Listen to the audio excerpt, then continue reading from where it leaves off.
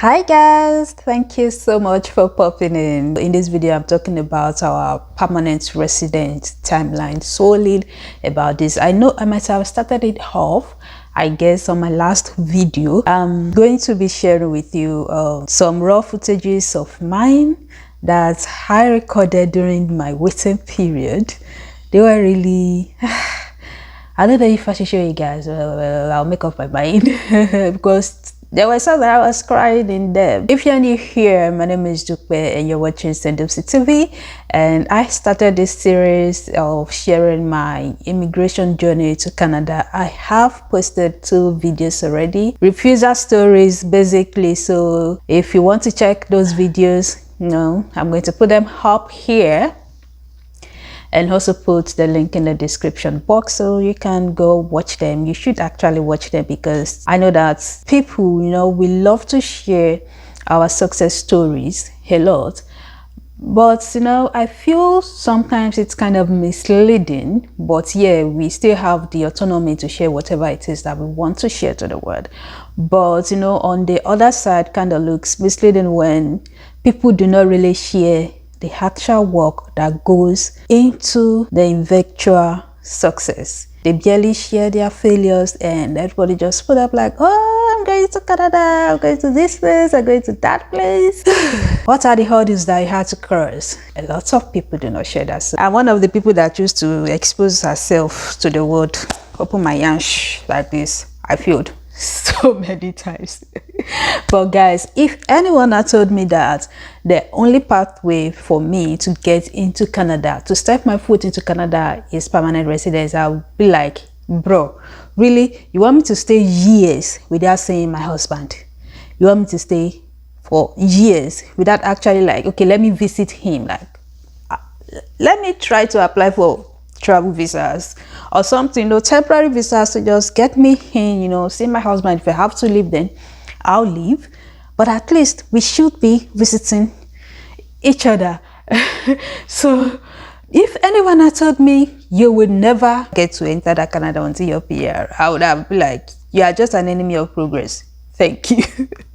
Anyway guys, let's get into this video. There are different pathways to enter Canada, and there are also different pathways to becoming a permanent resident. If you do not know, Canada's permanent resident process is about draws and points. So you may want to go to their website and look at all the pathways to becoming permanent resident, and also go to Naraland. I'm always saying Naraland because that's like the best place that you can go to for any information that you want to get on permanent residence, Canadian permanent residence, and even other countries too. I'm telling you, that's like the best place that you should go to.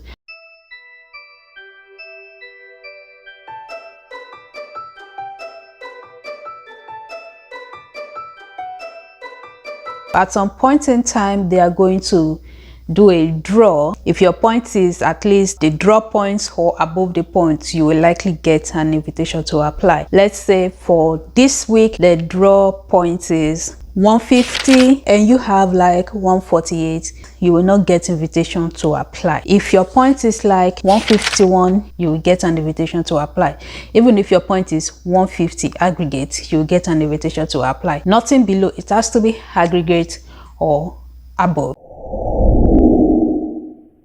My husband was a student in Canada, and after he finished his master's, he started working. He applied for work permit, he was given, and the pathway that we went through, that my husband went through, was the Canadian experience class, because he schooled in Canada. He has worked for 1 year. He has Canadian work experience. The good thing about Canada's permanent residence is that if you have a spouse and children or whichever one that you want to choose, or both, you can add them to your application. The main person with all of the points is definitely going to be the principal applicant. You can also get little points on your spouse too. Like me now, I had to write IELTS exam, English test exam, so that we can add more points to our application. However, spouse don't get big points like, but it can make a whole lot of difference. Imagine if your point is like 148 and you ask your spouse to go for IELTS exam, and the points they give for your spouse's exam English test is 2 points and the drop point is 150. 2 plus 140, that's 150. It can make a lot of difference. If you want to know all the things that we submitted for this application, I am going to put it in the description box. If you go on Canada Visa Forum, Naira Now, you may be seeing inland applicant, outland dependent. That basically means there's the principal applicant is already living in Canada, that is inland, in the land already, and their dependents that they added to their application is outland. They do not live in Canada. So that was how I became outland spouse. September 2020 made it 1 year that my husband started working, which means it became eligible to enter the pool, and we were lucky to get invited. So by October 2020, we submitted our application. And I think that was one of the reasons why I wasn't so pained with the open work permits refusal. We have an application going on already, and I feel like, I was very, very positive with the PR, like nothing is going to stop this one no matter what. This is going to come out in 6 months at least. And by December, we saw a lot of progress on our application. We were like, hey, this thing is going to happen in like 3 months max. Like, I'm going to Canada. Latest by February. I'll be in Canada. Canada was like, you're going to wait for 12 months. Nada. And there's this progress bar that on the account can see how your application is progressing. So it's going to move it like, okay, your application is on 10%, 20%, 30%. I think by December we're already like 50%, and that gave us so much confidence that, wow, our application is moving ahead. We might actually get our PR like very soon. And also, let me quickly put this in. My open work permits, the biometrics they did not find. The moment my husband entered my biometric details, immediately he saw it. Like, it was immediate. Everything just appeared on the screen like that. And the work permit people said they didn't see my biometrics. And also the medical that these people refused to use was the same medical that we used for the PR application. However, the medical is only valid for 1 year. And I did that in February 2020. So by January 2021, my medical expired. By January, we didn't hear anything. February, nothing from then. And I think our progress bar was like 70% at that point. But there was no movement on our applications. So by February, we applied for GCMS note, and I think it came out like in 3 weeks or thereabouts. There wasn't really something to hold on to in it other than, well, they said they will review the application again at another time. And we also noticed that my own eligibility was passed, but my husband's eligibility wasn't. Both of our medicals were passed. And every other thing looks good. Later on, IRCC sent a mail that they were taking off the progress bar. And they're like, really? Why are you people doing that? That's like the only hope that we have, and you guys are taking it off. I just thought about it right now as I lay here, and I'm like, let me just kickstart this video of my transition from Nigeria to Canada. So today is the 6th of April, and we had put in for our PR about 6 months ago. So this month is going to make it like 6 months that we submitted, and our golden email supposed to have dropped. What's up, Canada? What you guys doing to me? Why are you keeping me here? Since yesterday I've been feeling somehow like just tired, because I feel stuck here.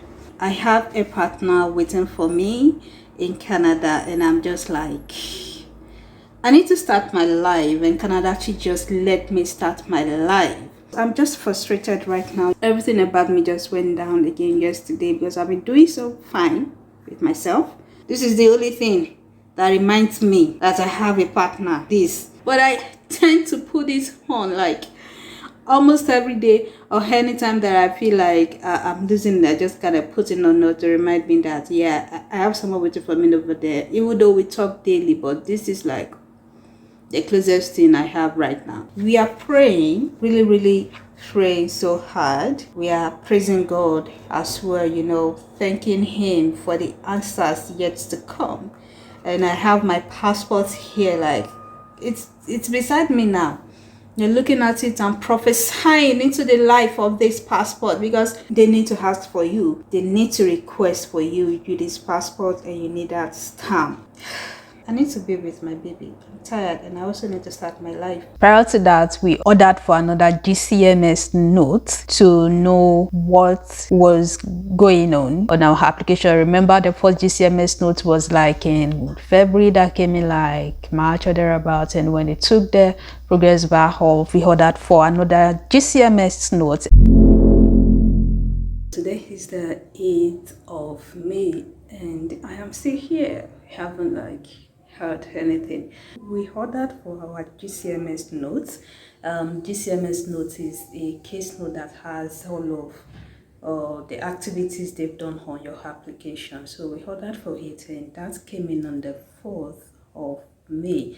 When that came in, we realized that our application is stuck. So our eligibility is showing review required, and when we read the case analyst note, we saw that the reason for the review required was something based on the work experience my partner had put in.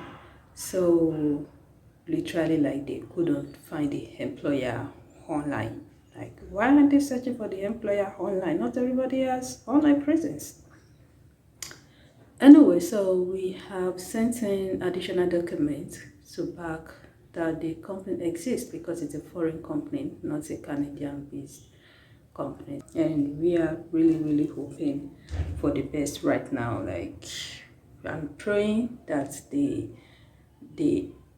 admit the documents that were sent in as evidence that the company exists and is still in operation. That's what we are praying about, and we are also praying for speed. You know, we need speed. Now, let me tell you something. We went online, read everything that we could read about review required, and that seemed like that is where most people get stuck the most. That is where you probably remain. If you have application going on and your application has gone way beyond normal processing timeline, it's probably because you are stuck at review required for some reason or the other.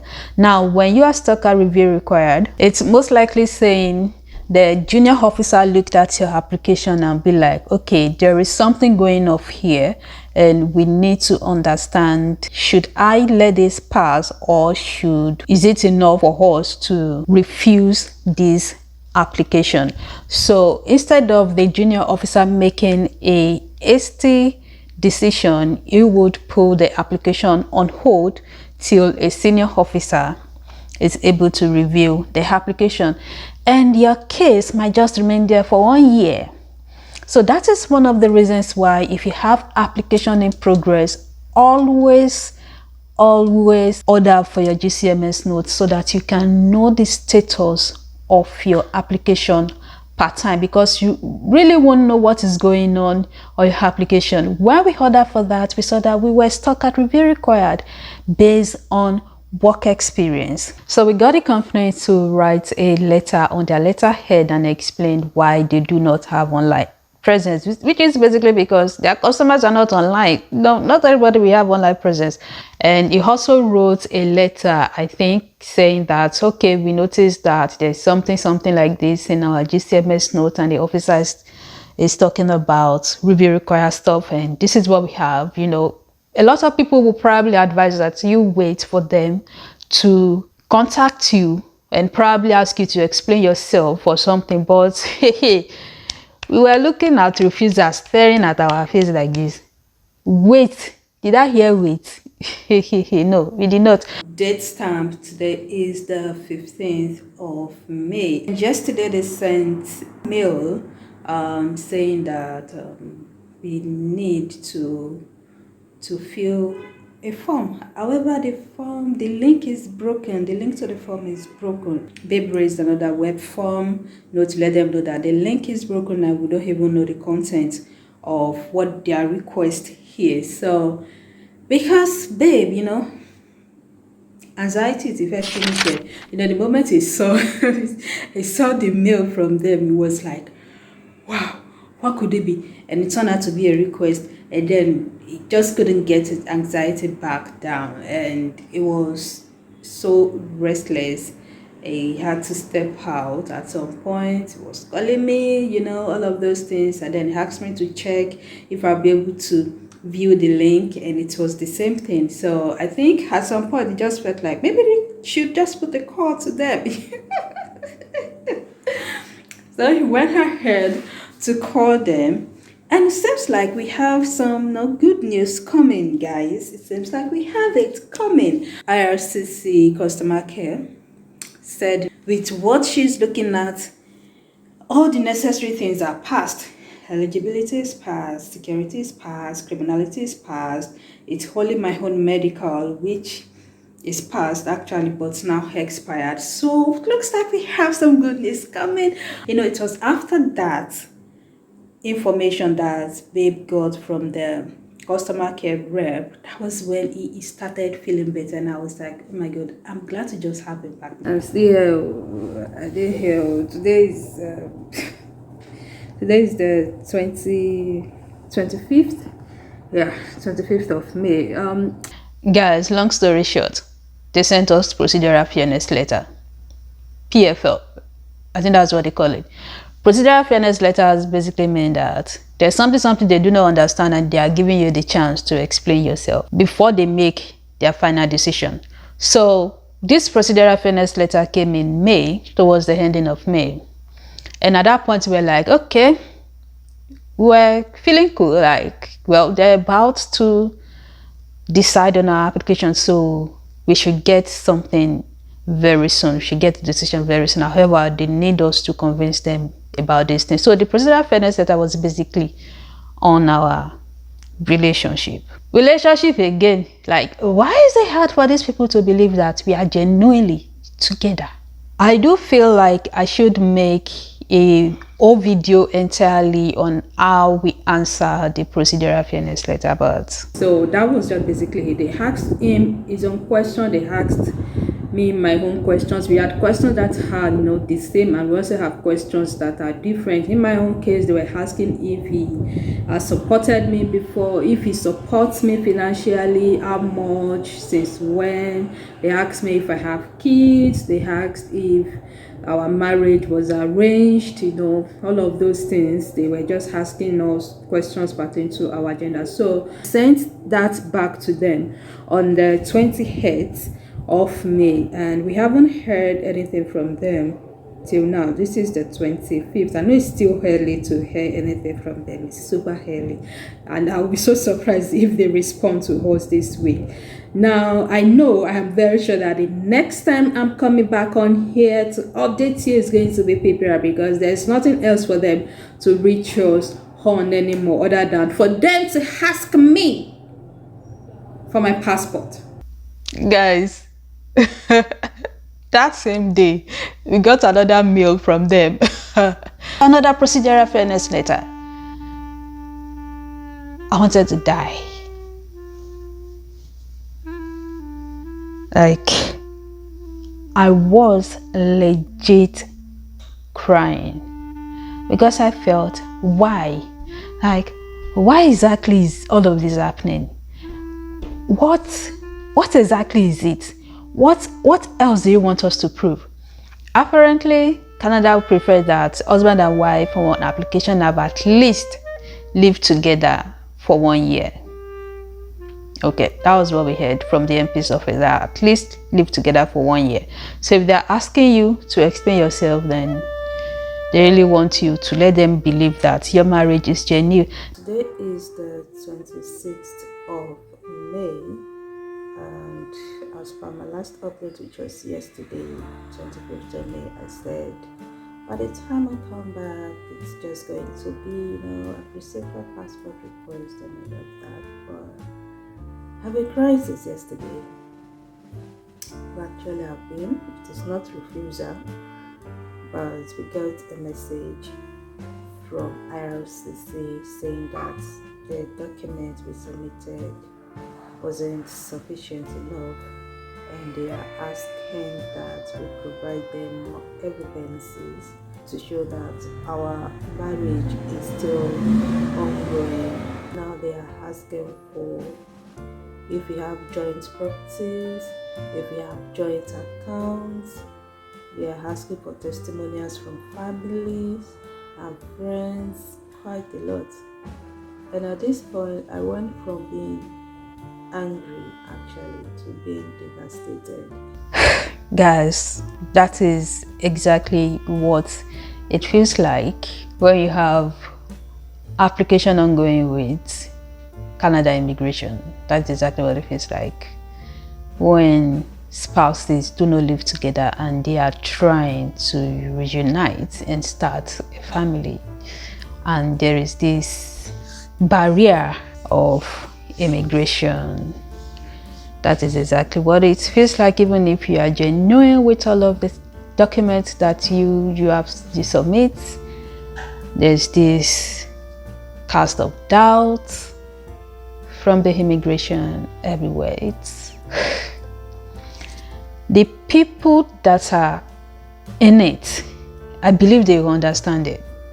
You might not understand if you do not experience this at all, but if you are doing sponsoring your fiance or sponsoring your partner to come to Canada, that's for people that are like I think they already have their PR, or they are even a citizen and they want to bring their spouse, and not even people like us that our application like is together. Yeah, but for people that are already settled and they are bringing in their people, and also for people like me that have inland applicants, outland dependents, it's a totally different ball game entirely, because there's this fear of, will it work out?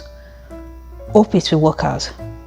What's immigration going to say again? We've done our very best, but immigration will just always come up with some of these things that have just been knocking you off, like, who told you your happy hour is coming? Yeah, which happy hour are you are you expecting? Since we submitted our response to the second PFL, we didn't hear anything anymore from them. And I think about a week after that, I told my husband that I want to see him. I was so frustrated that I was beginning to feel unmarried. Guys, relationships, marriages have been destroyed based on immigration. And at the point in time, I was like, am I actually still married? Like, what's going on? Because the feeling was just horrible. And also that I was thinking, if this period is refused, what is going to happen to us? Number one, I really did not want my husband to have to choose between his career and our marriage. And in my head, I'm like, is he going to come to Nigeria? What will he be doing? Like, to even reason it, to think of it was even somehow. The only prayer is just that, this better just work out, because whatever decision we may have to make, if there's a refusal, I just do not want to think of it. It was too scary to think of. And it was like, girl, what are you thinking of? Like, it's been 2 years. I know that he tried to come to Nigeria in December 2020. He put in for application, but IRCC did not attend to that application until like February 2021. And actually they approved that application, but they did not send the approval updates to his account. Neither did they send passport request letter. So that was why he was unable to come home for December 2020. And February 2021 was when they finally sent him passport request, and that was just too late. Work have started. So because I knew that he has a valid visa to travel, I was like, bro, You need to come home. So my husband came home after 2 years. I don't know. I actually filmed the whole process, but I don't know if you guys will want to watch it. But if you want to watch it, let me know in the comment section. You know, I might just put a video together. It's a vlog, so if you want to watch it, I can put it together. If not, I'm just going to delete it. So I think this video is already too long. I may have to break it again into another video. So in my next video, we'll be talking about the continuation of this video, and we will be talking about manifesting my visa and also my remedical experience now. But I'm also thinking I have a short version of this, my permanent resident timeline. So I think I should also put that up for people that may actually want to follow it sequentially. It's a long video as well, but you know, you want to follow it sequentially, so I think I'm just going to put that video up as well, because this other PR time that I'm doing now, I don't understand the level that it's going in. Anyway, thank you so much guys. If you watch this video to the end, let me start with the second video.